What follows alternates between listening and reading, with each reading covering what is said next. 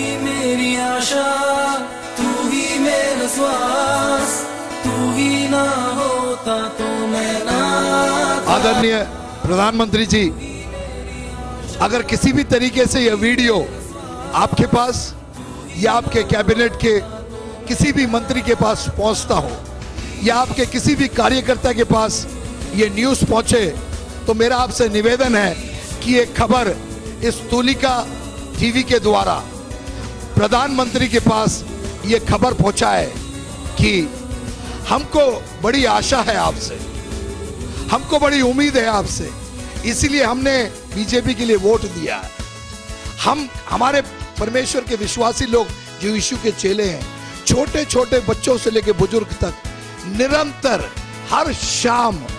आपके लिए प्रार्थना करते हैं, आपके सरकार के लिए प्रार्थना करते हैं, आपको इस भारत देश के 120 करोड़ लोगों को चलाने का बुद्धि और ज्ञान देने के लिए हम स्वर्ग के जीवित परमेश्वर से प्रार्थना करते हैं। हमको इतना तो हमारा हक बनता है नरेंद्र मोदी जी कि आपके जो सो कॉल्ड माइनॉरिटी जो 2% भी नहीं है, इनका रखवाली आप अगर भारत में नहीं करेंगे, जरूर है कि हमारा भरोसा यीशु मसीह पर है, लेकिन जब धरती पर आप राज्य कर रहे हैं, आप प्रधानमंत्री हैं देश के, हमारा आपसे हाथ जोड़कर निवेदन है, इनफैक्ट हम सब लोगों का आपसे, पूरे समूह का हाथ जोड़ के आपसे निवेदन है प्रधानमंत्री जी, ये प्लीज इस बार आप सारे देश के सामने आप एक बार खड़े होकर बोल दीजिए कि हम आपके साथ हैं। इतना आप बोल देंगे तो हमें इतना ही चाहिए और कुछ नहीं चाहिए आपसे। हमको आपसे कोई स्पेशल प्रिविलेजेस नहीं चाहिए। जो एक भारत का नागरिक का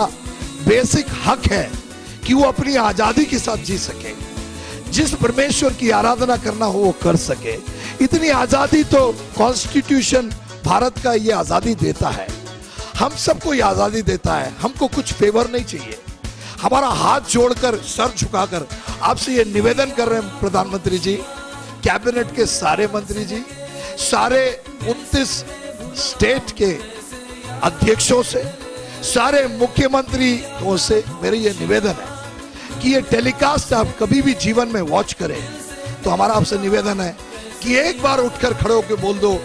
कि हम ईसाई भाइयों, हम आपके साथ हैं और हम आपके हित में है, हम आपको कभी भी नुकसान नहीं पहुंचाएंगे। हमको मालूम है स्वर्गदूता का बाड़ा हमारे चारों तरफ बंधा है,